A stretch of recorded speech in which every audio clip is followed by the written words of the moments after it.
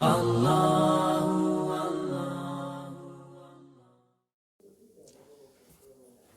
باللہ من الشیطان الرجیم بسم اللہ الرحمن الرحیم فمن اظلم ممن كذب على اللہ وكذب بالصدق اذ جاءه الیس فی جہنم مثوی للکافرین صدق اللہ العظیم۔ الحمد للہ رب العالمین والصلاة والسلام علی رسول الامین رب اشرح لی صدری ویسر لی امری واحلل عقدۃ من لسانی یفقہوا قولی۔ اللہم لا سہل الا ما جعلتہ سہلا وانت تجعل الحزن اذا شئت سہلا۔ آج 24ویں جز کی 24ویں سپارے کی مختصر سی تفسیر ہم انشاءاللہ کور کریں گے۔ سپارے کا آغاز اس طرح سے ہوتا ہے کہ اس سے بڑا کون ظالم ہوگا جس نے اللہ کے کلام کو جھٹلایا، اللہ پر جھوٹ باندھا، وَكَذَّبَ بِالصِّدْقِ إِذْ جَاءَ، اور سچ کو جھٹلایا جب وہ اس کے پاس آیا۔ تو سب سے پہلے جو سچ کی تصدیق کرنے والے تو نبی کریم صلی اللہ علیہ وسلم ہیں۔ جب ان کے پاس آیا غار حرا میں سچ، تو انہوں نے اس کو جو ہے اس کی تصدیق کی۔ اس کے بعد دیگر صحابہ کرام، ابوبکر صدیق۔ جو اللہ کے پیغام کا انکار کرتا ہے، اس کا کفر کرتا ہے، وہ سب سے بڑا کاذب ہے، وہ سب سے بڑا کافر ہے۔ اس کے بعد اگلی آیات میں اللہ تبارک و تعالیٰ فرماتے ہیں وَلَئِن سَأَلْتَهُم مَّنْ خَلَقَ السَّمَاوَاتِ وَالْأَرْضَ لَيَقُولُنَّ اللَّهُ، اگر تم ان سے پوچھو، یعنی نبی کریم صلی اللہ علیہ وسلم سے یہ آیت مخاطب ہے کہ اگر کفار سے یہ پوچھو کہ زمین اور آسمان کس نے پیدا کیے، زمین و آسمان کو کس نے پیدا کیا، تو وہ کہیں گے لَيَقُولُنَّ اللَّهُ، اللہ نے پیدا کیا۔ تو یہ بڑی عجیب سی بات ہے کہ جب بھی ان سے یہ کہا جاتا تھا، کیونکہ ویسے تو وہ اللہ تعالیٰ کو خالق کریٹر نہیں مانتے تھے، لیکن جب کوئی بڑی چیز آتی تھی کہ یہ سورج پھر کس نے پیدا کیا، آسمان پھر کس نے پیدا کیا، تو وہاں آ کر ان کی جو ہے نا وہ جس کو کہتے ہیں لاجواب ہو جاتے تھے۔ وہ ظاہر ہے یہ کہہ نہیں سکتے تھے کہ یہ کسی بت نے پیدا کیا، یہ فلاں شخص نے پیدا کیا۔ بتوں کو تو وہ اپنے ہاتھوں سے تراشتے تھے، بناتے تھے، اپنے مکان بھی اپنے ہاتھ سے بناتے تھے، اور اسی طرح دیگر جو چیزیں ہیں وہ اپنے ہاتھ سے وہ بناتے تھے۔ لیکن جب کسی بڑی چیز کا معاملہ آتا تھا تب وہ ظاہر لاجواب ہو جاتے تھے، اس کو نہ خود بنا سکتے تھے۔ اگر کوئی کہے کہ میں نے زمین کو بنایا یا فلاں شخص نے آسمان کو بنایا تو وہ پھر مذاق ہی بن جاتا۔ تو اللہ تبارک و تعالیٰ نبی کریم صلی اللہ علیہ وسلم سے فرماتے ہیں کہ ان سے اگر یہ پوچھو کہ زمین و آسمان کس نے بنائے تو یہ کہیں گے اللہ نے۔ تو باقی چیزوں کے بارے میں کیوں یہ پھر انکاری ہیں کہ باقی چیزیں جو ہیں ان کا بھی پھر اللہ تعالیٰ ہی بنانے والا ہے۔ انسانوں کو اس نے اختیار دیا ہے، انسانوں کو اس نے صلاحیتیں دی ہیں، قابلیتیں دی ہیں، تو وہ بناتے ہیں۔ اصل میں تو اللہ ہی کی دی ہوئی ودیت کی ہوئی چیزیں ہیں۔ تو اسی طرح یعنی جب ان سے پوچھا جاتا تھا وہ کہتے تھے اللہ نے، وہ خود ہی اس بات کو مانتے تھے۔ اور اللہ تبارک و تعالیٰ بھی قرآن کریم میں ایسی ہی چیزوں کا جب تذکرہ کرتے ہیں، زمین، آسمان، سورج، چاند، ستارے، تو اصل میں اللہ تبارک و تعالیٰ ان چیزوں کا تذکرہ کر کے قرآن کریم میں یہ باور کرانا چاہتے ہیں کہ دیکھو ان چیزوں کو، دیکھو یہ خود نہیں بنی۔ ایک چھوٹی سی چیز، یہ ایک لیپ ٹاپ ہے، یہ خود نہیں بنتا۔ یہ ایک موبائل ہے، یہ خود نہیں بن سکتا، اپنے آپ تو نہیں بنا یہ کہ ایک دن آیا کہ کمرے میں بیٹھے ہوئے تھے اور اچانک جو ہے وہ یہ موبائل بن گیا خود بخود۔ کسی نے اس کو بنایا ہے۔ کوئی چیز بھی خود بخود نہیں بنتی۔ اگر یہ چھوٹی چھوٹی چیزیں خود نہیں بنتی تو اتنی بڑی چیز آسمان کیسے خود بن گیا؟ اور یہ بھی تم مانتے ہو کہ تم نے نہیں بنایا، تو پھر مان جاؤ کہ کوئی اللہ ہے، کوئی رب ہے، کوئی کریٹر ہے، جس نے سورج بنایا ہے، جس نے چاند بنایا ہے جو تم نہیں بنا سکتے۔ تو جگہ جگہ قرآن کریم میں جو زمین، آسمان، سورج، چاند، ستاروں کا ذکر ہے، دراصل اللہ تبارک و تعالیٰ یہ بتانا چاہتے ہیں کہ دیر از اے کریٹر، کوئی خالق ہے، کوئی مالک ہے، کوئی رب ہے، اللہ ہے۔ اللہ تعالیٰ براہ راست نہیں بتاتے کہ اللہ ہے، اللہ تعالیٰ اپنی چیزوں کا بتاتے ہیں کہ یہ دیکھو، یہ دیکھو، یہ دیکھو، یہ کس نے بنائے؟ یہ میں نے بنائے۔ تو لیکن ایک اور جگہ، یہاں تو یہ آیت مبارکہ میں اللہ تبارک و تعالیٰ فرماتے ہیں کہ ان سے پوچھو زمین و آسمان کس نے بنائے، تو وہ کہیں گے، خود ہی کہیں گے اللہ نے۔ ایک اور جگہ قرآن کریم میں ایک آیت مبارکہ میں اللہ تبارک و تعالیٰ فرماتے ہیں قُلْ لِمَن مَّا فِي السَّمَاوَاتِ وَالْأَرْضِ قُلْ لِلَّهِ، ان سے کہو کہ زمین و آسمان میں کے درمیان جو کچھ ہے وہ کس نے بنایا؟ تو پھر خود ہی کہو قُلْ لِلَّهِ، کہو ان سے کہ اللہ نے بنایا ہے۔ وہاں یہ نہیں فرمایا کہ یہ کہیں گے کہ اللہ نے بنایا ہے۔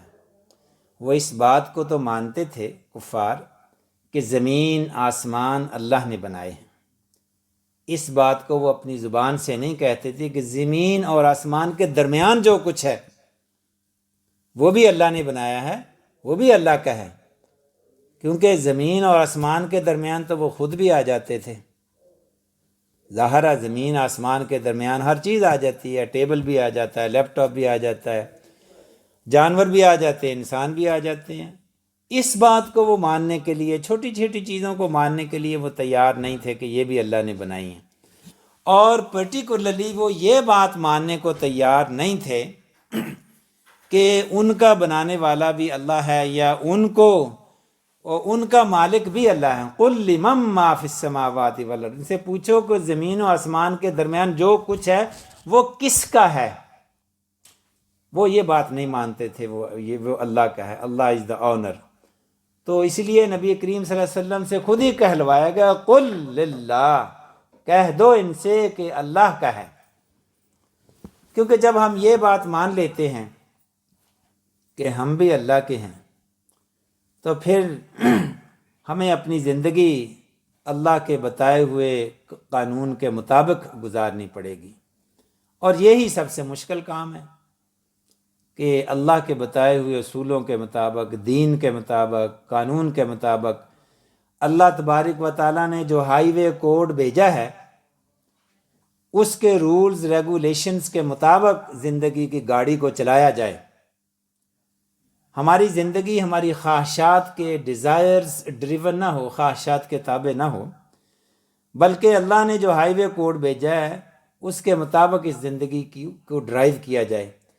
تو یہ ہم اسی وقت کرتے ہیں جب ہم یہ اس بات کو مان لیں گے کہ ہمارا مالک اللہ ہے، ہم اللہ کے ہیں، تو ہم اپنے مالک، خود بھی ہم اپنے جسم کے خود مالک نہیں ہیں، اپنے جسم کو اپنی مرضی کے مطابق ہم نہیں جو ہے وہ استعمال کر سکتے۔ یہ اللہ کے دیے ہوئے ہائی وے کوڈ، قرآن کریم، احادیث، اللہ کے احکامات کے مطابق ہی اس جسم کو استعمال کرنا ہے۔ تو پھر اگلی آیات میں اللہ تبارک و تعالیٰ فرماتے ہیں تو ان سے کہو کہ یہ جو کیا خیال ہے تمہارا جو یہ تم اللہ کے علاوہ دوسروں کی پرستش کرتے ہو، قل افرأیتم ما تدعون من دون اللہ، پکارتے ان کو، ان ارادنی اللہ بضر هل ہن کاشفات ضر، کہ اگر یہ اللہ ارادہ کر لے کسی کو نقصان پہنچانا تو کیا یہ مورتیاں، یہ جو دیویاں ہیں، یہ تمہیں بچا لیں گی اس سے؟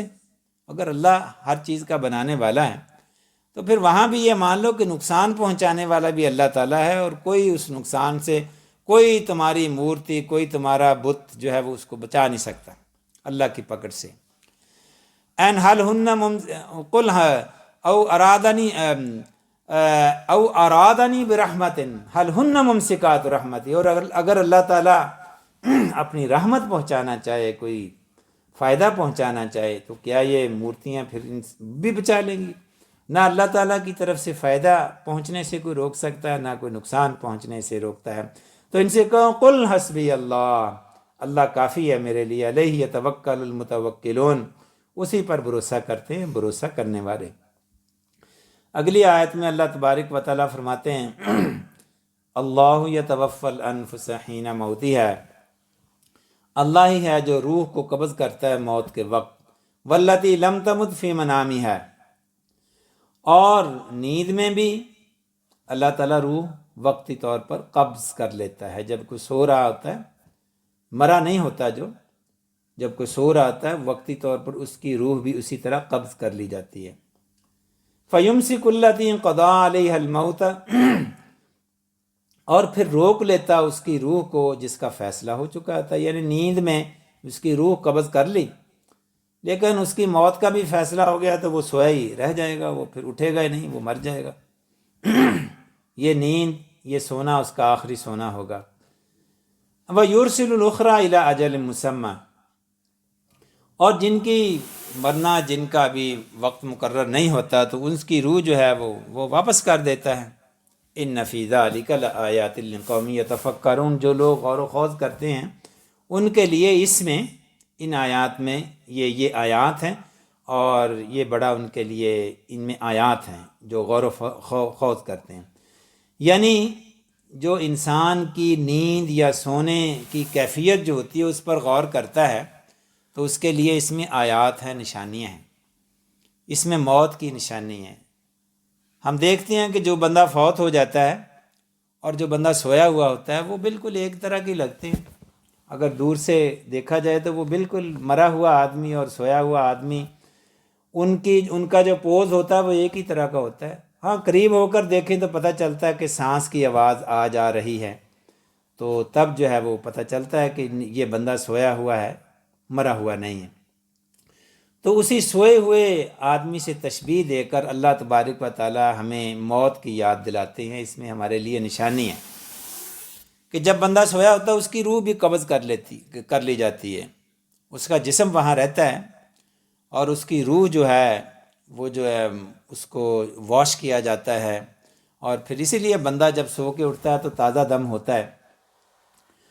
اور پھر آپ سونے کے دوران انسان جو ہے وہ ڈریم دیکھتا ہے، کہاں کہاں جاتا ہے اور کیا کیا بڑے دور دراز کے سفر کر لیتا ہے۔ وہ اسی بے شک 15-20 منٹ ہی کوئی آدمی سویا ہے تو بڑی دور دور کا سفر کر کے آ جاتا ہے، اور بڑے بڑے آسمانوں اور زمینوں کو سیر کر کے بھی بعض اوقات آ جاتا ہے۔ تو یہ اللہ تبارک و تعالیٰ نیند کو موت سے تشبیہ دیتے ہیں، اور اس میں خواب کا آنا ہے وہ بھی جو ہے وہ روح کی وجہ سے ہی ہے کہ انسان کی روح جو ہے وہ ادھر ادھر سفر کرتی ہے، اور کہا جاتا ہے کہ یہ جو خواب ہوتے ہیں یہ انسان کی امیجینیشن ہے، جو دن کو وہ دیکھتا ہے سوچتا ہے وہی خواب میں آ جاتا ہے۔ کسی کو کاریں، نبی کریم صلی اللہ علیہ وسلم کی ایک حدیث مبارکہ بھی ہے کہ خواب 3 قسم کے ہوتے ہیں۔ ایک تو سچے خواب ہوتے ہیں جو اللہ کی طرف سے آتے ہیں، یعنی انسان خواب میں جو کچھ دیکھتا ہے وہی کچھ ہو جاتا ہے۔ اور نبی کریم صلی اللہ علیہ وسلم نبی کریم صلی اللہ علیہ وسلم کو بھی سچے خواب آتے تھے، ابراہیم علیہ السلام کو بھی سچا خواب آیا تھا۔ نبیوں کے خواب سچے خواب ہوتے ہیں۔ وہ خواب ہی میں دیکھا تھا کہ اپنے بیٹے کو ذبح کر رہے ہیں، تو اس لیے نبی کا خواب سچا ہوتا ہے، نبی کا خواب وہی ہوتا ہے، اور اس لیے انہوں نے اپنے بیٹے کو ذبح کرنے کا ارادہ کر لیا۔ پیغمبر کے علاوہ کسی کو اگر یہ خواب آئے تو وہ نہ اپنے بیٹے کو ذبح کرنے کے لیے نہ اٹھ کھڑا ہو۔ کسی انسان کا خواب وہ نبی کا خواب نہیں ہوتا، نبی کا خواب ایک وحی کی صورت ہوتی ہے۔ ہاں انسانوں کا خواب کسی حد تک وہی ہو سکتا ہے کہ جیسا کہ نبی کریم صلی اللہ علیہ وسلم نے ایک حدیث مبارکہ میں فرمایا کہ میں آخری نبی ہوں، وحی کا سلسلہ بند ہو گیا ہے، اور اب وحی کا کوئی سلسلہ نہیں ہے سوائے سچے خوابوں کے۔ یعنی جو سچے خواب آتے ہیں وہ وحی کی ایک شکل ہے جو میرے بعد رہ گئی ہے۔ جبریل کی آمد و رفت جو ہے وہ اب نہیں ہے، وحی کے لیے وہ نہیں آئیں گے۔ ویسے تو وہ لیلۃ القدر میں جبریل علیہ الصلاۃ والسلام زمین پر تشریف لاتے ہیں، والروح فیہا بإذن ربہم، تو وحی کے لیے وہ نہیں آتے، وحی کا سلسلہ بند ہے۔ ہاں، وحی کی ایک ہی صورت ہے اور وہ ہے سچے خواب۔ اور نبی کریم صلی اللہ علیہ وسلم نے یہ بھی فرمایا کہ جو سچا خواب ہے وہ وحی کا 1/46 یعنی 46واں حصہ ہے، 46واں حصہ ہے۔ تو نبی کریم صلی اللہ علیہ وسلم کو بھی نبی بننے سے پہلے 6 ماہ پہلے آپ کو سچے خواب آنا شروع ہو گئے تھے۔ جو چیز بھی آپ خواب میں دیکھتے کچھ دنوں بعد وہ واقع ہو جاتی تھی۔ تو یہ 6 ماہ جو ہے، نبی کریم صلی اللہ علیہ وسلم پر وحی کا سلسلہ تقریباً 23 سال رہا، اور اس 23 سال میں 46 6 ماہ بنتے ہیں۔ تو ایک قسم کا نبی کریم صلی اللہ علیہ وسلم نے فرمایا کہ 46واں حصہ ہوتا ہے جو سچا خواب ہوتا ہے۔ تو وہی والی بات جو قرآن کریم جو 23 سال نازل ہوتا رہا، اس کا 46واں جو حصہ ہے وہ 6 ماہ ہی بنتے ہیں۔ 23 سال کے اگر 6 ماہ بنائیں تو وہ 46 ہی بنتے ہیں۔ تو یہ ساری چیزیں آپس میں کورسپونڈ کرتی ہیں۔ تو نبی کریم صلی اللہ علیہ وسلم نے فرمایا کہ خواب 3 قسم کے ہوتے ہیں۔ سچے خواب جو اللہ کی طرف سے ہوتے ہیں، جو بھی خوشخبری والے خواب ہوتے ہیں وہ اللہ کی طرف سے ہوتے ہیں، کوئی اچھی چیز دیکھتے ہیں، آپ کو خوشخبری دیکھتے ہیں۔ اسی طرح شیطان کی طرف سے خواب ہوتے ہیں جو ڈراؤنے خواب ہوتے ہیں۔ شیطان ڈراتا ہے، خوف و ہراس پھیلاتا ہے، اللہ تعالیٰ ڈراتا نہیں ہے، وہ خوشخبری دیتا ہے۔ اور تیسری قسم کے خواب جو ہیں وہ انسان کی اپنی امیجینیشن ہوتے ہیں۔ دن میں وہ جو سوچتا ہے کرتا ہے، رات کو خواب میں دیکھ لیتا ہے۔ کسی کو کاریں چلانے کا شوق ہے اور جو ہے وہ مرسڈیز یا فراری لینے کا شوق ہے، وہ پیسے سیو کر رہا ہے، BMW لینا چاہتا ہے۔ ایک دن وہ خواب میں دیکھتا ہے کہ وہ BMW چلا رہا ہے۔ اب جس کو شوق ہی نہیں ہے وہ تو نہیں چلائے گا، وہ تو خواب میں نہیں چلائے گا۔ یعنی جو بھی آپ کی امیجینیشن ہوتی ہے، جو بھی آپ کے شوق ہوتے ہیں، جو بھی آپ کی خواہشیں ہوتی ہیں، وہ خواب میں آ جاتی ہیں۔ تو یہ نہ سچے ہوتے ہیں، نہ برے ہوتے ہیں، نہ شیطان کی طرف سے نہ اللہ کی طرف سے، یہ ہماری اپنی امیجینیشن ہوتی ہیں۔ تو اس کے بعد جو اگلی بہت اہم آیت سامنے آ رہی ہے وہ یہ ہے، وہ توبہ اور استغفار کے بارے میں ہے۔ قل یا عبادی الذین اسرفوا علی انفسہم لا تقنطوا من رحمت اللہ، اے میرے بندو جنہوں نے اپنے آپ پر ظلم کیا، those who have transgressed، جنہوں نے اپنے نفسوں پر ظلم کیا، جنہوں نے گناہ کیے، لا تقنطوا من رحمت اللہ، اللہ کی رحمت سے مایوس نہ ہونا۔ ان اللہ یغفر الذنوب جمیعا، اللہ تبارک و تعالیٰ تمام گناہوں کو معاف کر دے گا۔ وَأَنِيبُوا إِلَىٰ رَبِّكُمْ، آ جاؤ اپنے رب کی طرف، لَهُ مِن قَبْلِ أَن يَأْتِيَكُمُ الْعَذَابُ ثُمَّ لَا تُنصَرُونَ وَأَسْلِمُوا لَهُ مِن قَبْلِ، اور سر تسلیم کر دو، فرما بردار بن جاؤ اس سے پہلے کہ عذاب آ جائے، اور وہ پھر عذاب میں تمہاری کوئی بھی مدد نہ کی جا سکے گی، کوئی بھی تمہیں کہیں سے بھی کوئی مدد نہ مل سکے گی۔ تو اس آیت مبارکہ میں اللہ تبارک و تعالی ہاں کتنے بھی انسان نے گناہ کیے ہوں ان کے لیے امید کا ایک دروازہ کھول دیا ہے، کیونکہ جب انسان گناہوں کے بعد نا امید ہو جاتا ہے، جب اسے یہ محسوس ہوتا ہے کہ اب معافی نہیں ہے، تو پھر وہ کیا کرتا ہے، وہ پھر اور گناہ کرتا ہے۔ وہ سوچتا ہے معافی تو ہے نہیں، اب جہنم میں آگ میں تو جلنا ہی ہے، تو پھر 2-4 اور کر لو، کم از کم انجوائے تو کر لو، کیونکہ گناہ میں انجوائمنٹ تو ہے۔ گناہ میں یہ نہیں کہہ سکتے کہ گناہ میں انجوائمنٹ نہیں ہے۔ اگر گناہ میں انجوائمنٹ نہ ہوتی تو کوئی بھی گناہ نہ کرتا۔ گناہ میں اللہ تبارک و تعالیٰ نے لذت رکھی ہے، اور اسی لیے تو کمال ہے کہ اس گناہ سے رکا جائے۔ تو جب انسان سے گناہ سرزد ہو جاتا ہے، جیسے اللہ تبارک و تعالیٰ نے انسان کو بنایا ہی ایسے ہے، فرشتوں میں گناہ کی لذت نہیں رکھی گئی، وہ گناہ نہیں کر سکتے۔ تو ان میں ان کا کوئی کمال نہیں ہے، اگر وہ گناہ نہیں کرتے تو ان کا کوئی کمال ہی نہیں ہے، کیونکہ ان کے لیے کشش ہی نہیں ہے، گناہ میں لذت ہی نہیں ہے، ڈیزائر ہی نہیں ہے۔ اسی لیے فرشتوں کے لیے کوئی جنت بھی نہیں ہے، ان کے لیے کوئی جنت کا وعدہ نہیں کیا گیا کہ تمہیں جنتیں ملیں گی۔ انسان جو ہے اس کے اندر گناہ کی لذت، گناہ کی خواہش اور اٹریکشن رکھ دی گئی ہے، اور پھر اس سے کہا گیا کہ گناہ نہیں کرنا، اور پھر وہ جب کنٹرول کرتا ہے اپنے اوپر تب اس کے لیے انعام تو ہونا چاہیے نا، اس نے بڑا کام کیا، اچیومنٹ کی ہے، اپنے آپ کو روکے رکھا ہے ایک چیز سے۔ جو آپ کو کھانے کی خواہش ہے تو آپ نے روزہ رکھا ہوا ہے، دل کرتا ہے، بھوک لگی ہے، کھانے کو دل کرتا ہے، تو آپ نے اپنے آپ کو روکا ہوا ہے، کمال تو یہ ہے، اسی لیے تو جنت ہے روزے دار کے لیے۔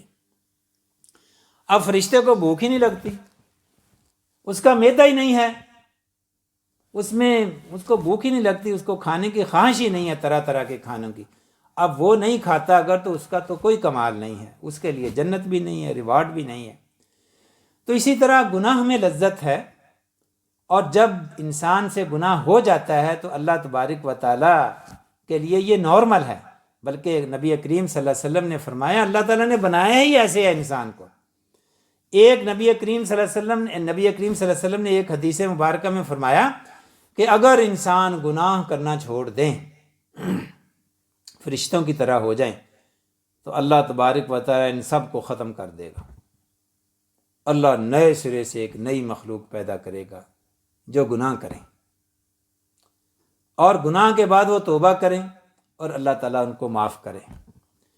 اس کا یہ مطلب نہیں ہے کہ اللہ گناہ کو پسند کرتا ہے، اصل میں اللہ تعالیٰ معاف کرنے کو پسند کرتا ہے۔ اللہم انک عفو کریم تحب العفو فاعف عنی، اللہ تعالیٰ معاف کرنے کو پسند کرتا ہے، اللہ گناہ کو پسند نہیں کرتا۔ گناہ کرنے کے بعد جو انسان معافی مانگتا ہے، اور اللہ پھر معافی مانگنے کا جو اللہ کو موقع ملتا ہے، اللہ تبارک و تعالیٰ کو جو اپنے رحیم ہونے کی جو مینیفیسٹیشن کرنی پڑتی ہے، اللہ اس کو پسند کرتا ہے۔ اسی لیے اللہ تبارک و تعالیٰ یہاں یہ دعوت دے رہے ہیں کہ جن سے بھی گناہ سرزد ہوئے وہ آ جائیں، وہ معافی مانگیں، اللہ کی رحمت سے نا امید نہ ہوں، کیونکہ جو نا امید ہو جاتے ہیں وہ اور گناہ پھر کرتے ہیں۔ شیطان کے ساتھ یہی ہوا ہے نا، شیطان کو کیا ہوا کہ اس نے گناہ کیا، آدم نے بھی گناہ کیا، وہ مایوس نہیں ہوا، اس نے فوراً توبہ کر لی، اللہ نے معاف کر دی۔ ابلیس سے بھی گناہ ہوا، وہ مایوس ہو گیا،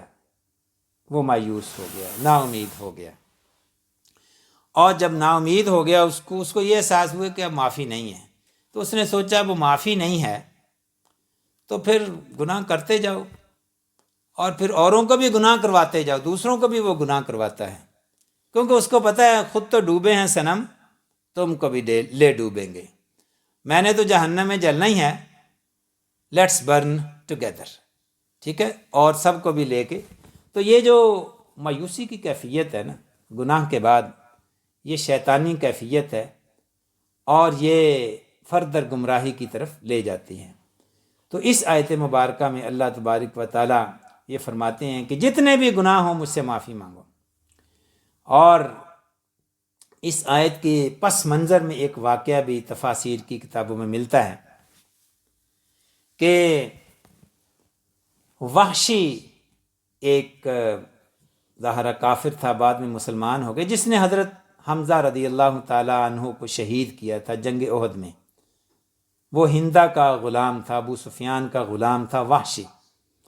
اس نے جنگ احد میں حمزہ رضی اللہ تعالیٰ عنہ نبی کریم صلی اللہ علیہ وسلم کے چچا کو شہید کیا، اور پھر ہندا نے اس کے جسم کے ٹکڑے ٹکڑے کیے اور مسئلہ کیا جسم کا، اور کلیجہ چبایا۔ اور وحشی جو ہے وہ مسلمان ہونا چاہتا تھا، لیکن اس کے دل میں خیال تھا کہ میں نے جتنا بڑا ظلم کیا ہے، میں نے جتنا بڑا گناہ کیا ہے، میں نے نبی کریم صلی اللہ علیہ وسلم کے چچا کو جس بے دردی سے شہید کیا ہے، میری معافی کی تو شاید کوئی صورت نہیں بن رہی۔ لیکن جب یہ آیت نازل ہوئی تو اس کو کچھ تھوڑی سی امید ہوئی، وہ پھر نبی کریم صلی اللہ علیہ وسلم کی خدمت میں حاضر ہوا، اور جو ہے وہ اس نے کلمہ پڑھ لیا۔ ہاں، نبی کریم صلی اللہ علیہ وسلم نے یہ فرمایا کہ جب میں تمہیں دیکھتا ہوں تو مجھے اپنے چچا یاد آ جاتے ہیں، تو میرے سامنے نہ آیا کرو۔ ہاں، یہ ہے کہ تم مدینہ میں نہ رہو، جب میں اس دنیا سے چلا جاؤں پھر بے شک مدینہ میں آ جانا۔ ہاں، یہ اس کے لیے پابندی لگا دی۔ ظاہر ہے نبی کریم صلی اللہ علیہ وسلم ایک انسان تھے، بشر تھے، آپ کے جذبات تھے۔ تو جب آپ صلی اللہ علیہ وسلم اس دنیا سے تشریف لے گئے تو پھر ابو بکر صدیق رضی اللہ تعالیٰ عنہ کے دور میں وحشی جو ہے وہ مدینہ میں آ کر رہنے لگا۔ اور پھر اس نے کیا کیا کہ جب ابو بکر صدیق رضی اللہ تعالیٰ عنہ کے دور میں جب فتنہ مسیلمہ کذاب پھیلا، یعنی مسیلمہ کذاب ایک شخص تھا جس نے نبوت کا دعویٰ کیا تھا، تو پھر اس کے ساتھ ابو بکر صدیق رضی اللہ تعالیٰ عنہ نے جنگ کی، اور اس جنگ میں یہ وحشی بھی شامل تھا جس نے حمزہ رضی اللہ تعالیٰ عنہ کو شہید کیا۔ اور اسی وحشی نے اسی تلوار سے، جس تلوار سے حمزہ رضی اللہ تعالیٰ عنہ کو شہید کیا، اسی تلوار سے مسیلمہ کذاب جو جھوٹا نبی تھا، جس نے جھوٹا نبی ہونے کا دعویٰ کیا تھا، اسی تلوار سے اس کو قتل کیا۔ تو اس طرح اس نے سمجھا کہ آج اس جرم کا کفارہ ہو گیا ہے۔ تو اللہ تبارک و تعالیٰ جس سے بھی کوئی کام لینا چاہے، کوئی کولڈ سیک نہیں ہے، اللہ تبارک و تعالیٰ توبہ کے اور اچھے اعمال کے دروازے کھول دیتا ہے۔ اسی شخص سے، وحشی سے، ایک اچھا عمل بھی ہو گیا، بہت اچھا عمل ہو گیا۔ اسی طرح ہندہ جس نے کلیجہ چبایا تھا حمزہ رضی اللہ تعالیٰ عنہ کا، وہ بھی حاضر ہوئی اور مسلمان ہوگی۔ سب کے لیے معافی ہے، اللہ تبارک و تعالیٰ معاف کرتا ہے تو انسان بھی معاف کرتے ہیں۔ نبی کریم صلی اللہ علیہ وسلم بھی سب سے زیادہ معاف کرنے والے تھے۔ تو یہ آیت مبارکہ بڑی اہم آیت مبارکہ ہے انسانوں کی اللہ کی طرف پلٹ آنے کے لیے۔ امید کی ایک بہت بڑی کرن ہے اس آیت مبارکہ میں۔ پھر اگلی آیات میں ہم دیکھتے ہیں قیامت کا نقشہ کھینچا جا رہا ہے۔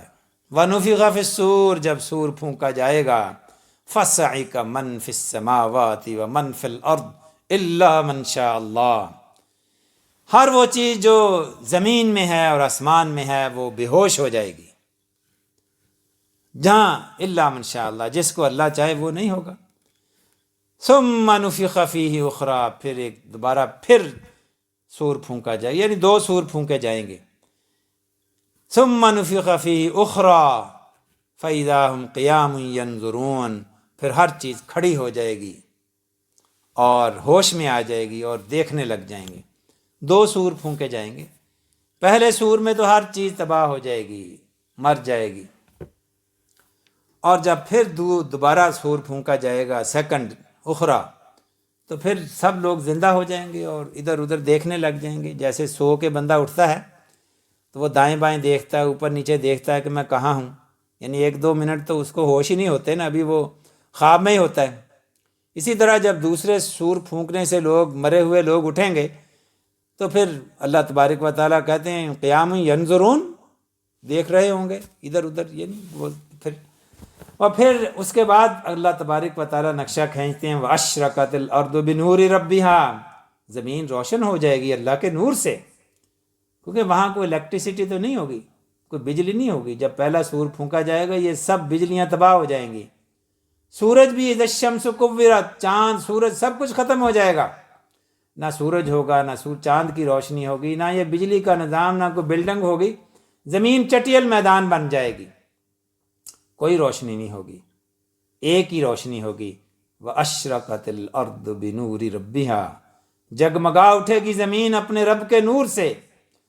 وَوُضِعَ الْكِتَابُ، اور کتاب کھول دی جائے گی، ہمارا نامہ اعمال سامنے آ جائے گا۔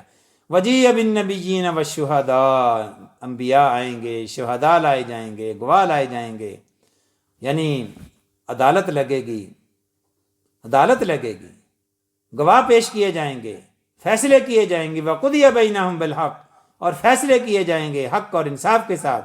وَهُمْ لَا يُظْلَمُونَ، کوئی ظلم نہیں ہوگا کسی کے ساتھ، جھوٹی گواہیاں وہاں پیش نہیں ہوں گی۔ وَوُفِّيَتْ كُلُّ نَفْسٍ مَّا عَمِلَتْ وَهُمْ لَا يَفْعَلُونَ، ہر ایک کو پورا پورا بدلہ دیا جائے گا۔ اور پھر آگے جو ہے دو گروہوں کا تذکرہ آ رہا ہے، ایک جنتی گروہوں کا اور ایک جہنم والوں کا۔ وَسِيقَ الَّذِينَ كَفَرُوا إِلَىٰ جَهَنَّمَ زُمَرًا، اور کافر لوگ جو ہیں وہ جہنم کی طرف کھینچے جائیں گے، دھکیلے جائیں گے، گروہوں میں، گروپ کی صورت میں آئیں گے، جماعت کی صورت میں۔ حَتَّىٰ إِذَا جَاءُوهَا، کہ جہاں تک کہ وہ جب وہاں پہنچ جائیں گے جہنم کے دروازے تک، فتحت ابوابها، اس کا دروازہ پھر کھل جائے گا، دروازہ بند ہوگا اور اس کا دروازہ جب وہ وہاں پہنچیں گے کھلے گا۔ وقال لهم خزنة ألم يأتكم رسل منكم يتلو عليكم آيات ربكم وينذرونكم لقاء يومكم هذا، وہ پھر جو دروغے ہیں نا وہ پوچھیں گے کہ کیا تمہارے پاس رب کی آیات نہیں آئی تھیں، رسول نہیں آئے تھے؟ وہ کہیں گے بلا ولكن حقت کلمۃ العذاب علی الکافرین، ان پر سزا جو ہے اب تو وہ حق ہو گئی ہے۔ قیل ادخلوا ابواب جہنم خالدین فیہا فلبئس مثوی المتکبرین، کہا جائے گا کہ داخل ہو جاؤ جہنم میں، ہمیشہ اس میں رہو گے۔ اور آگے جنتیوں کا تذکرہ پھر شروع ہو جاتا ہے۔ وسیق الذین اتقوا ربهم الی الجنۃ زمرا، اور متقی لوگ جنت کی طرف لائے جائیں گے گروپوں کی صورت میں، گروہوں میں۔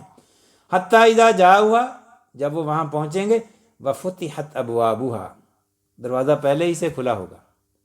جب جہنم کا تذکرہ ہوا تو دروازہ بند ہوگا، جب وہ آئیں گے تو کھولا جائے گا، جیل کا دروازہ بند ہوتا ہے۔ اور جب جنتی آتے ہیں، جب کوئی وی آئی پی آتا ہے تو دروازہ اس کے استقبال کے لیے پہلے سے ہی جب وہ جو دروگے کھول دیتے ہیں، اس کے پریویلیج ہوتا ہے، اس کی آمد سے پہلے سارے دروازے کھول دیے جاتے ہیں، اس کو ویٹ نہیں کرنا پڑتا، انتظار نہیں کرنا۔ جنت کے باہر انتظار نہیں کرنا پڑے گا، ہر سارے دروازے کھلتے جائیں گے۔ وفتحت ابوابها وقال لهم خزنتها، اور ان کو جو سیکورٹی گارڈ کیا کہیں گے؟ سلام علیکم، سلام ہو تم پر، سلیوٹ کریں گے ان کو۔ سلیوٹ ہوتا ہے نا، جیسے افسر داخل ہوتا ہے اپنے محل میں، طبتم، ویل ڈن، بہت اچھا کیا، بڑا اچھا تم نے اپنے اعمال کیے۔ فادخلوها خالدین، داخل ہو جاؤ اس میں اور ہمیشہ کے لیے۔ وقال الحمد للہ الذی، جنتی لوگ یہ کہیں وقال الحمد للہ الذی صدقنا وعدہ، تمام تعریفیں اللہ کے لیے ہیں، شکر ہے اللہ تعالیٰ کا جس نے اپنا وعدہ سچ کر دکھایا۔ ہمیں جنت کا وعدہ تھا اور وہ سچ ہو گیا۔ وَأَوْرَثْنَا الْقَوْمَ وَأَوْرَثْنَا الْأَرْضَ نَتَبَوَّأُ مِنَ الْجَنَّةِ حَيْثُ نَشَاءُ، ہمیں وارث بنایا، یعنی وہ جو جنت میں گھر ہوں گے اس کے ہم مالک ہوں گے، رجسٹری ہمارے نام ہوگی۔ یہاں کے جو مکان ہیں ان کی رجسٹریاں بھی ہمارے نام ہیں، لیکن جب مریں گے تو وہ رجسٹری ہمارے نام سے ختم ہو کر ورثاء میں چلی جائے، ورثاء میں منتقل ہو جاتی ہے، نام وہاں کاٹ کر تبدیل کر دیا جاتا ہے۔ اور جنت کی جو رجسٹریاں ہیں، وراثت ہے، وَأَوْرَثْنَا الْأَرْضَ نَتَبَوَّأُ مِنَ الْجَنَّةِ حَيْثُ نَشَاءُ، اس نے شکر ہے اس اللہ کا جس نے اس سرزمین کا جنت میں ہمیں مالک بنایا، ہم آنر ہیں اس کے، اور جہاں چاہیں جیسے چاہیں اس میں رہ سکتے ہیں۔ اور پھر آگے فرشتوں کا ذکر ہے، وہ بھی اللہ تبارک و تعالیٰ کی تسبیح کر رہے ہوں گے، اور سورت کا اختتام جو ہے الحمدللہ رب العالمین سے ہوتا ہے۔ اس کے بعد سورہ مومن شروع ہوتی ہے، وہ بھی مکی صورت ہے، اس کا آغاز بھی حامیم سے ہوتا ہے، اور اللہ تبارک و تعالیٰ کی جو مغفرت ہے اس کا تذکرہ، غافر الذنب وقابل التوب، کہ اللہ تعالیٰ معاف کرنے والا ہے اور توبہ قبول کرنے والا ہے، اور شدید عذاب دینے والا ہے، اور بڑا ہی صاحب فضل ہے، لا الہ الا ہوا الیہ المصیر۔ یہ پہلی آیت مبارکہ ہے۔ عمر رضی اللہ تعالیٰ عنہ کے دور میں ایک شخص بڑا نیک تھا، اور پھر انہیں پتہ چلا کہ وہ شخص اب شرابی، کبابی اور گناہوں میں مبتلا ہو گیا ہے۔ تو حضرت عمر رضی اللہ تعالیٰ عنہ نے ایک کاغذ پہ یہ آیت لکھی، غافر الذنب وقابل التوب شدید العقاب ذی الطول، کہ اللہ تعالیٰ معاف کرنے والا ہے، توبہ قبول کرنے والا ہے، شدید پکڑ ہے اس کی، وہ بڑا طاقتور ہے۔ یہ آیت لکھ کر کاغذ پر ایک شخص کو دی اور کہا کہ یہ کاغذ جو ہے بند کر کے نا اسی طرح اس کو دے دینا، اس کو کھولنا نہیں ہے، اس کو نہ پتہ چلے کہ تم نے اس میں جو لکھا ہے وہ پڑھا ہے، اور اس کو اس وقت دینا جب وہ اچھے موڈ میں ہو۔ تو یہ لکھا ہوا کاغذ جب اس نے دیکھا تو کہ یہ حضرت عمر نے بھیجا ہے، تو اس کو احساس ہوا، تو پھر اس نے توبہ کی۔ تو اس آیت مبارکہ میں بھی اللہ تبارک و تعالیٰ نے توبہ کے لیے جو ہے وہ اس کی انکریجمنٹ دی ہے۔ پھر اگلی آیات میں الذین یحملون العرش ومن حولہ، فرشتوں کا ذکر ہے جو اللہ کا عرش اٹھائے ہوئے ہیں اور اس کے ارد گرد جو ہے وہ تسبیح کر رہے ہیں، اور وہ ایمان والے جو ہیں وَيَسْتَغْفِرُونَ لِلَّذِينَ آمَنُوا توبہ استغفار کرتے ہیں مومنین کے لیے، اور ان کے لیے رحمت کی دعا کرتے ہیں، اور ان کے لیے جنت میں داخلے کے لیے دعا کرتے ہیں، اور مومنین کے لیے، ان کے آباء و اجداد کے لیے، ان کے بہن بھائیوں کے لیے، ان کی اولاد کے لیے، ان کے باپ کے لیے اور پیرنٹس کے لیے پھر دعا کرتے ہیں کہ یا اللہ انہیں وقِہِمُ السیئات ومن تق السیئات یومئذ فقد رحمتا، اور اس طرح ایک لمبی آیت ہے، اس کا ایسے کر کے آغاز اینڈ ہوتا ہے کہ یا اللہ ان سب کو گناہوں سے بچا لے، ان سب پر اپنی رحمت فرما دے۔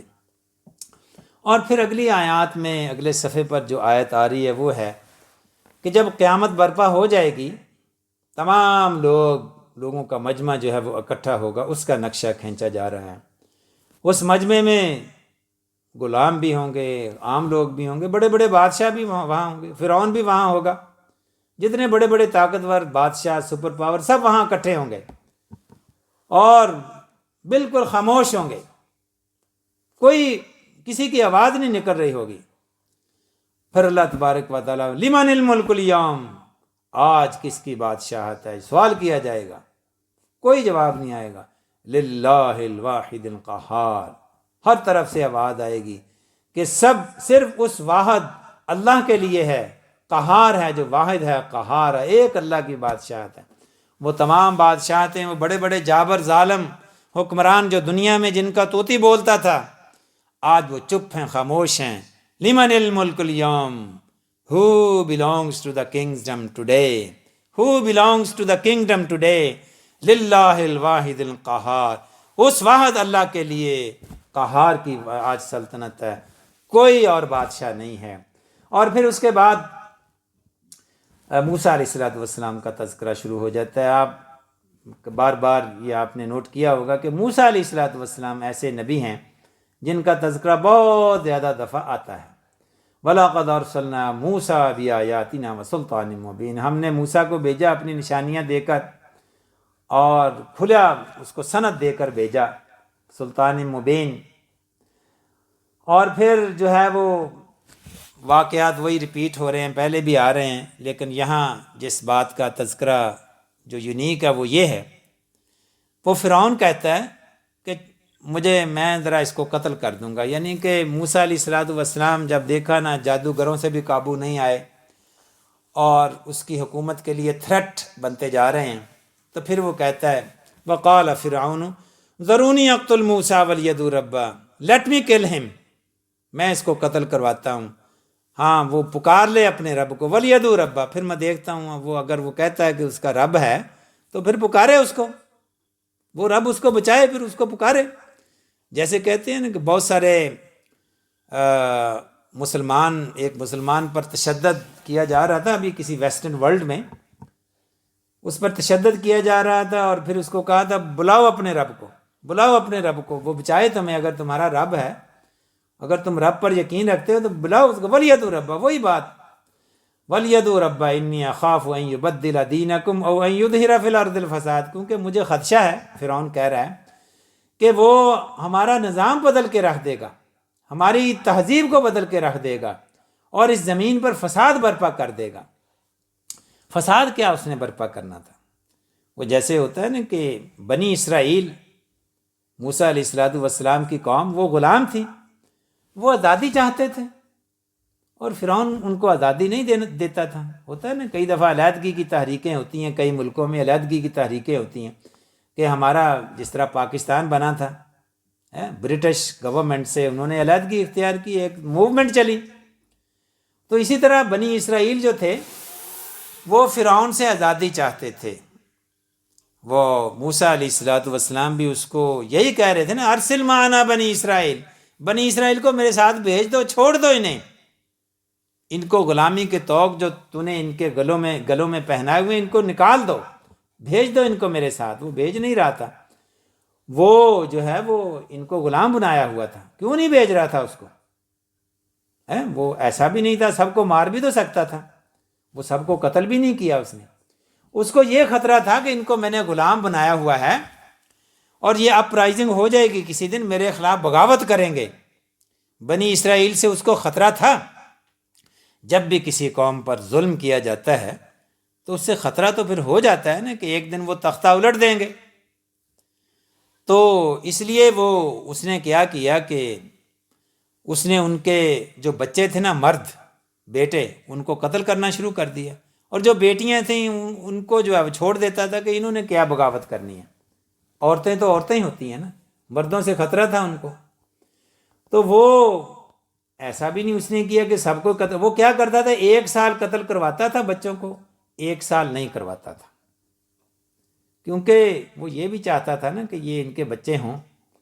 وہ ان سے کام لیتا تھا، وہ مین پاور تھی، بڑی بڑی بلڈنگیں بناتے تھے، فری لیبر تھی، مین پاور تھی. وہ الیگل امیگرینٹ جس کو کہتے ہیں، وہ ایسے فری لیبر تھی جن کو پیسے نہیں دیتا تھا، کھانے پینے کی چیزیں دے دیتا تھا، کہ ان کو تنخواہ نہیں دیتا تھا. فری لیبر تھی، ان سے وہ کام لیتا تھا.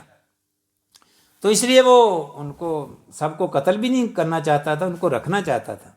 لیکن وہ قتل بھی کرتا تھا، ظلم بھی کرتا تھا، جبر بھی کرتا تھا، ٹارچر بھی کرتا تھا، تاکہ یہ پسے رہیں اور میرے خلاف اٹھ نہ کھڑے ہوں. تو یہ اس کو خطرہ تھا کہ یہ علیحدگی کی تحریک نہ شروع کر دیں. وہ یہ خطرہ تھا کہ انی اخاف ان یبدل دینک، وہ خوف زدہ تھا کہ وہ میرے سسٹم کو، تہذیب کو نہ تبدیل کر دیں، دین. او ان یظہر فی الارض الفساد، یا جو ہے وہ جو فساد نہ برپا کر دیں. فساد یہی تھا کہ کہیں اپنا ملک علیحدہ نہ بنا لیں اور کہیں علیحدگی کی تحریک زور نہ پکڑ جائے. تو پھر موسیٰ علیہ السلام نے فرمایا، جب قتل کا جو ہے وہ حکم جاری ہوا، کہ وقال موسیٰ انی عذت بربی وربکم من کل متکبر لا یؤمن بیوم الحساب، کہ میں تو اللہ کی پناہ میں آتا ہوں جو میرا رب ہے اور تمہارا بھی رب ہے، اور جو ہے وہ اسی کی پناہ میں آتا ہوں. ہاں، جب اس نے قتل کا حکم نامہ جاری کیا تو موسیٰ جو فرعون کا جو دربار تھا، اس کے درباریوں میں، اس کے منسٹروں میں ایک شخص تھا، وہ سیکرٹلی مسلمان ہو گیا تھا. وہ موسیٰ پر ایمان لے آیا تھا، لیکن اس نے اپنے ایمان کا اعلان نہیں کیا تھا. تو اس کا تذکرہ اللہ تبارک و تعالی کوئی 2 رکوع 2 صفحے جو ہیں اس کے تذکرے پر کیے جاتے ہیں. اس کا نام اللہ تبارک و تعالی نے بھی نہیں بتایا. اللہ تبارک و تعالی فرماتے ہیں وقال رجل، اور کہا اس شخص نے، مؤمن، جو کہ مومن تھا. وقال رجل مؤمن من آل فرعون، جو کہ آل فرعون میں سے تھا. یکتم ایمانہ، جس نے اپنا ایمان چھپایا ہوا تھا. اتقتلون رجلا ان یقول ربی اللہ، اس نے کہا تم ایک شخص کو اس لیے قتل کرو گے کہ وہ یہ کہتا ہے کہ میرا رب اللہ ہے. یعنی اس کا جرم کیا ہے موسیٰ کو؟ وہ اب سیکرٹلی مسلمان ہے، فرعون کو تو نہیں پتہ، لوگوں کو تو نہیں پتہ کہ وہ مسلمان ہے. اب وہ موسیٰ کی جان بخشی کے لیے پلیڈ کر رہا ہے کہ یار اس نے کیا ہے، کیوں اس کو قتل کرنا چاہتے ہو؟ اس نے کوئی ڈاکہ مارا ہے، کوئی چوری کی ہے، کوئی بڑا جرم کیا ہے اس نے؟ یہی تو وہ کہتا ہے، ایک بات ہی کہتا ہے نا کہ میرا رب اللہ ہے. اتقتلون رجلا ان یقول ربی اللہ. اور پھر جو ہے وہ یہ جو آیت مبارکہ ہے نا کہ کیا تم ایک شخص کو اس لیے قتل کرنا چاہتے ہو کہ وہ یہ کہتا ہے کہ میرا رب اللہ ہے. اصل میں اس کی ایک اور بیک گراؤنڈ بھی ہے. نبی کریم صلی اللہ علیہ وسلم پر جب مکہ میں ظلم کیا جاتا تھا، ٹارچر کیا جاتا تھا، مثلا ایک شخص، ایک کافر، عقبہ بن ابی معیط اس کا نام تھا، بڑا کافر سردار تھا. جنگ بدر میں اس کو مارا گیا تھا، اس کو قتل کر دیا گیا تھا. اس نے ایک دفعہ کیا کہ نبی کریم صلی اللہ علیہ وسلم کے گلے میں اپنی چادر جو ہوتی ہے نا، وہ سر پہ چادر لی ہوتی ہے، اس نے وہ چادر اتاری اور نبی کریم صلی اللہ علیہ وسلم کے گلے میں ڈال دی، اور اس کو جو ہے نا مروڑنا شروع کر دیا، بل دینا شروع کر دیے. اور جب بل دینا شروع کیے تو نبی کریم صلی اللہ علیہ وسلم کی گردن جو ہے وہ ٹائٹ ہو گئی، یہاں تک کہ آپ کا چہرہ جو ہے سرخ ہو گیا اور آنکھیں باہر کو آنے کو لگیں. تو اتنے میں ابو بکر صدیق رضی اللہ تعالیٰ عنہ آئے اور انہوں نے اس کو دھکا دے کے پرا کیا اور نبی کریم صلی اللہ علیہ وسلم کو اس تشدد سے بچایا. اور پھر ابو بکر صدیق نے اس سے کہا اپنی زبان میں، اتقتلون رجلا ان یقول ربی اللہ، کیا تم ایک شخص کو صرف اس لیے قتل کرنا چاہتے ہو کہ وہ یہ صرف یہ کہتا ہے کہ میرا رب اللہ ہے؟ اللہ تعالیٰ کو یہ فریز اتنا پسند آیا کہ اللہ تعالیٰ نے وہی فریز قرآن کریم میں وحی کے طور پر نازل کیا، اور یہ اس شخص کا فریز تھا جو فرعون کے دربار میں سیکرٹ مسلم تھا، اور اس نے بھی یہی فریز کہا تھا کئی صدیاں پہلے۔ وہ رجل مؤمن جو سیکرٹ مسلمان تھا، اس نے جو فریز کہا وہی فریز ابو بکر صدیق رضی اللہ تعالیٰ عنہ کے منہ سے ہو بہو نکلا، اور وہی فریز ابو بکر صدیق کے منہ سے نکلنے والا فریز قرآن کی آیت بن گیا، اور آج تک ہم اس کو قرآن کریم میں اس کی تلاوت کرتے ہیں، اتقتلون رجلا ان یقول ربی اللہ۔ اور اس کے بعد جو ہے وہ یہ رجل مؤمن جو ہے، یہ جو مسلمان سیکرٹ مسلمان ہے، اس کا تذکرہ تقریباً 2 رکوعوں تک چلتا ہے، اور پھر وہ دعوت دیتا ہے وقال الذی آمن، وہ کہتا ہے میری قوم، یا وقال الذی آمن، اور وہ شخص جو ایمان لا چکا تھا، یعنی اس کا نام نہیں اللہ تعالیٰ بتاتے، یا قومی، میری قوم، انی اخاف علیکم مثل یوم الاحزاب، مجھے ڈر ہے کہ تم پر بھی کہیں ایسا عذاب نہ آ جائے جو پہلی قوموں پر آیا تھا، مثل دأب قوم نوح وعاد وثمود، جیسا کہ قوم نوح پر آیا تھا، عاد پر آیا تھا، سمود پر آیا تھا، والذین من بعدہم، اور اس کے بعد جو لوگوں پر آیا تھا وہ ان کو ڈرا رہا ہے، تبلیغ کر رہا ہے۔ پھر کہتا ہے یا قوم انی اخاف علیکم یوم التناد، مجھے ڈر ہے میری قوم کہ اس دن کے لیے میں ڈرتا ہوں، یعنی قیامت کے دن جب رونے دھونے کا دن ہوگا، یوم تولون مدبرین، جب تم بھاگے پھرو گے، ما لکم من دون اللہ من عاصم، کوئی جو ہے وہ تمہیں بچانے والا نہیں ہوگا۔ پھر وہ کہتا ہے وَلَقَدْ جَاءَكُمْ يُوسُفُ مِن قَبْلُ بِالْبَيِّنَاتِ، کہ اس سے پہلے یوسف بھی آ چکے ہیں مصر پر، یعنی آپ کے علم میں ہوگا کہ موسیٰ علیہ السلام سے بہت پہلے یوسف علیہ السلام بھی آئے تھے، ایک غلام بن کر بکتے بکاتے آ گئے تھے، اور پھر آخر کار مصر کے حکمران بن گئے، اور پھر اسی کا وہ کہتا ہے کہ یوسف بھی تو آئے تھے، وَلَقَدْ جَاءَكُمْ يُوسُفُ مِن قَبْلُ بِالْبَيِّنَاتِ فَمَا زِلْتُمْ فِي شَكٍّ مِّمَّا کہ اس کے بارے میں بھی پھر تم شک میں پڑ گئے تھے، اس کو بھی لوگوں نے ریجیکٹ تو کیا تھا اس کی نبوت کو۔ پھر وہ کہتا ہے وَقَالَ الَّذِي آمَنَ يَا قَوْمِ اتَّبِعُونِي أَهْدِكُمْ سَبِيلَ الرَّشَادِ، مجھے فالو کرو، میں تمہیں سیدھا راستہ پہ لے کے جاتا ہوں۔ یا قوم انما هذه الحیات الدنیا متاع، یہ زندگی جو ہے وہ عارضی ہے، وَإِنَّ الْآخِرَةَ هِيَ دَارُ الْقَرَارِ، جو آخرت کا گھر ہے وہی اصل میں گھر ہے ہمیشہ رہنے والا۔ وَيَا قَوْمِ مَا لِي أَدْعُوكُمْ إِلَى النَّجَاةِ، اے میری قوم میں آپ کو نجات کی طرف بلاتا ہوں، وَتَدْعُونَنِي إِلَى النَّارِ، اور تم مجھے آگ کی طرف بلاتے ہو۔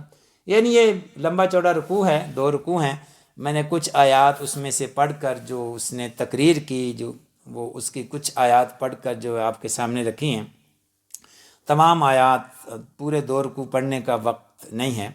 پھر آخر میں وہ کہتا ہے وَأُفَوِّضُ أَمْرِي إِلَى اللَّهِ إِنَّ اللَّهَ بَصِيرٌ بِالْعِبَادِ، کیونکہ اس کو بھی تو ڈر تھا نا کہ اب میں اس کو پلیڈ کر رہا ہوں موسیٰ کو کہیں مجھے بھی نہ رگڑ دیں، تو وہ کہتا ہے کہ میں تو اپنے آپ کو اللہ کے حوالے کرتا ہوں، اللہ تعالیٰ میری حفاظت کرے گا۔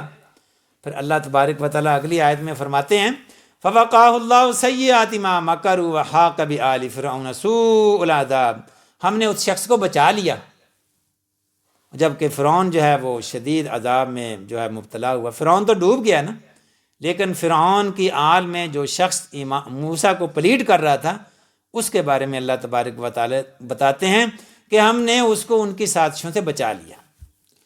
پھر اگلی آیت میں ہم دیکھتے ہیں کہ اللہ تبارک و تعالیٰ فرماتے ہیں وقال، یہ دعا کے بارے میں آیت ہے، وقال ربکم ادعونی استجب لکم، کہ فرمایا تمہارے رب نے ادعونی استجب لکم، مجھے پکارو یعنی مجھ سے دعا مانگو، میں دعا کو قبول کرتا ہوں۔ ان الذین یستکبرون عن عبادتی سیدخلون جہنم داخرین، بے شک جو متکبر لوگ ہیں، ایروگنٹ ہیں، وہ جو ہے وہ دعا نہیں مانگتے۔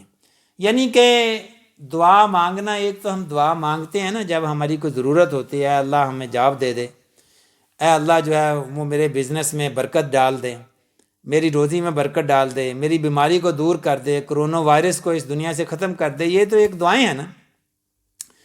تو اللہ تبارک و تعالیٰ فرماتے ہیں دعائیں ہم اپنی ضرورت کے لیے مانگتے ہیں، لیکن یہ ایک عبادت بھی ہے۔ اللہ تعالیٰ کو پسند ہے کہ ہم ہر وقت دعا مانگتے رہیں اس سے، کسی چیز کی نہیں بھی ضرورت پھر بھی اس سے مانگتے رہیں، یا اللہ جو دینا دیتا رہے، بس دیتا رہے، مجھے عافیت میں رکھ، مجھے مسئلے مسائل سے محفوظ رکھ، مجھے اپنی نعمتوں سے کچھ نہ کچھ اس سے مانگتے رہیں، کیونکہ وہ مانگنے سے خوش ہوتا ہے۔ اور جو نہیں مانگتا اس کے بارے میں اللہ تبارک و تعالیٰ فرماتے ہیں وہ متکبر ہے۔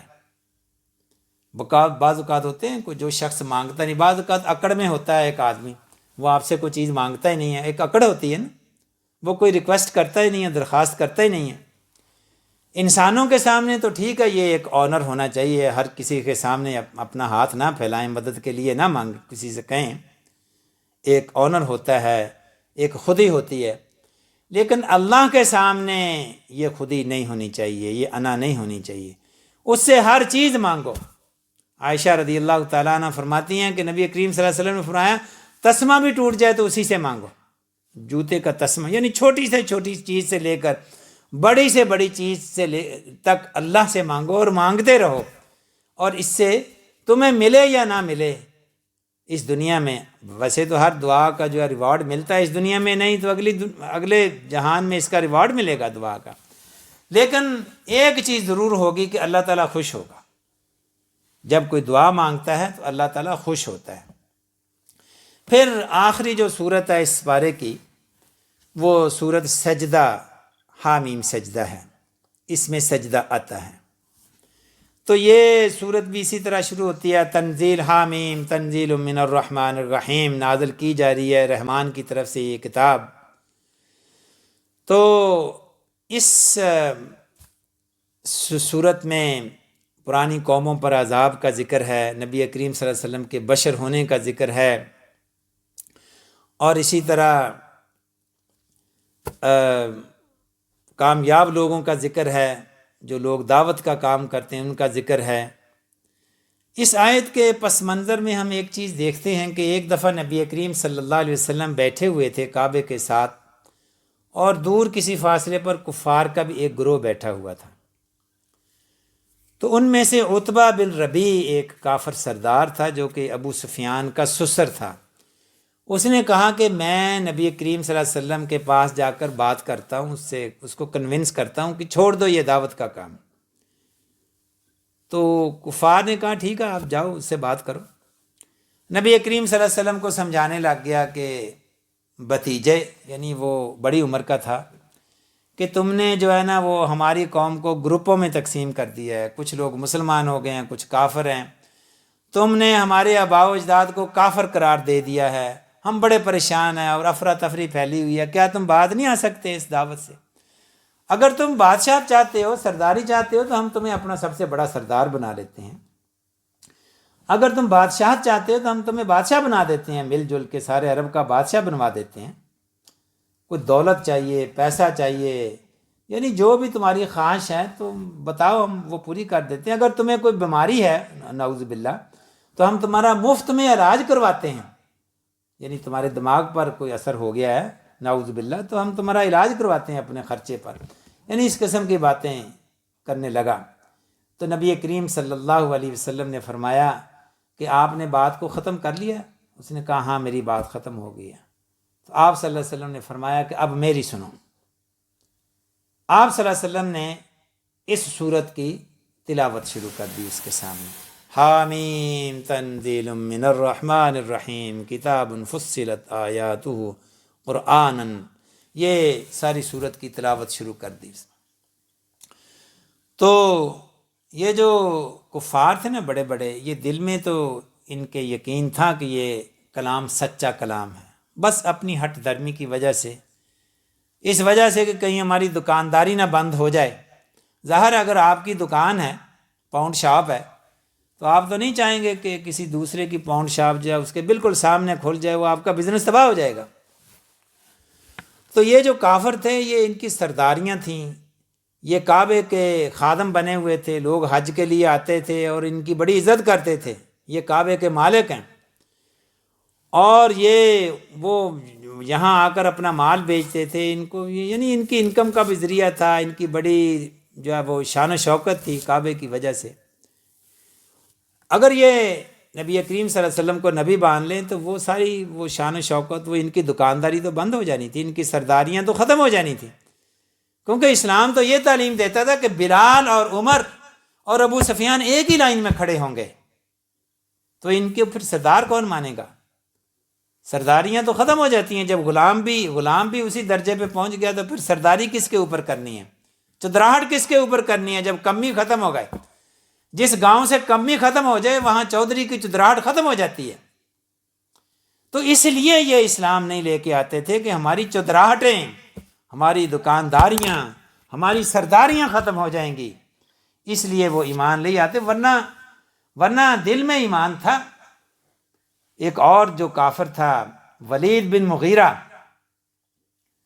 خالد بن ولید کے والد، وہ بھی مسلمان ہونا چاہتا تھا لیکن کیوں نہیں ہوا؟ وہ کہتا تھا، وہ بہت بڑا شاعر تھا، آپ کہہ لیں کہ وہ مکہ کا شیکسپیئر تھا۔